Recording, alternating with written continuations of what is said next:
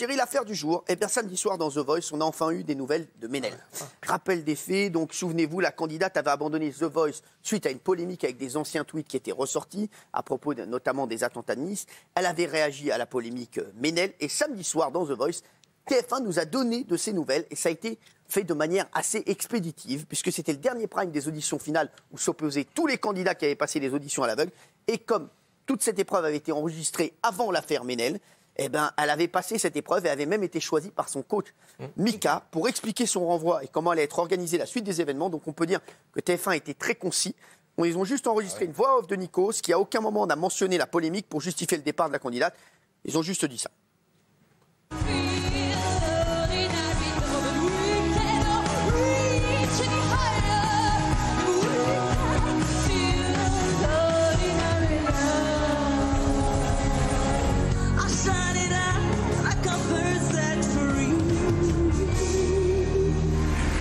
Pour leur audition finale, Geneva et Tiffen SG ont livré des prestations d'un haut niveau, mais Mika avait décidé de qualifier Ménel. Suite à son départ de l'émission, ce sont donc les 3 talents qui ont quitté l'aventure. Voilà. Ah oui.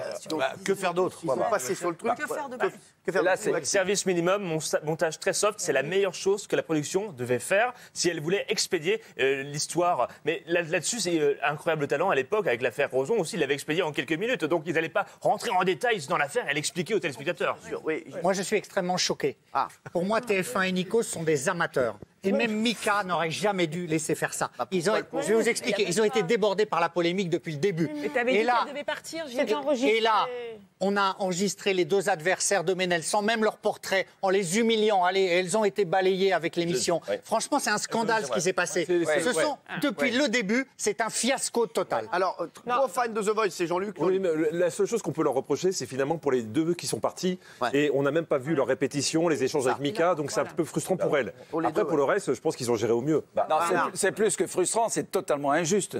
Tout de même, ces 2 filles qui ont été balayées comme ça, c'était le trio de Mika, elles n'avaient pas à supporter le problème de Ménel. C'est dingue qu'ils aient fait ça, c'est choquant. Et puis, je suis étonné que les jurés n'ont pas réagi. Mais moi, je pense que, comme on dit vulgairement, ils se sont raccrochés aux branches. Qu'est-ce que vous avez dit? Oui, Buffalo Grill. Oui. Je pense que honnêtement, ils se sont raccrochés aux branches. Ils ont fait comme ils pouvaient à partir d'un contexte qui, de toute façon, était piégé dès le départ. Donc là, effectivement, pour les 2 jeunes femmes, ils n'en récupèrent pas une, non? Non. Oui, Je trouve que ça a été expéditif, je suis bien d'accord avec Gilles. Ils ont jeté les 2 candidates avec l'eau du bain, comme ça, en tirant la chasse. Je suis désolé, on a l'impression que TF1, c'est les seuls qui ne sont pas concernés par l'histoire Ménel. Excuse-moi, ça s'est passé dans leur émission. Ils auraient pu faire une petite séquence où au moins les coachs s'exprimaient sur le sujet, dire qu'ils étaient c'est enregistré. Et on peut le rajouter, non? Ils peuvent enregistrer. Ils auraient dû retourner. Ah non, mais est-ce que ça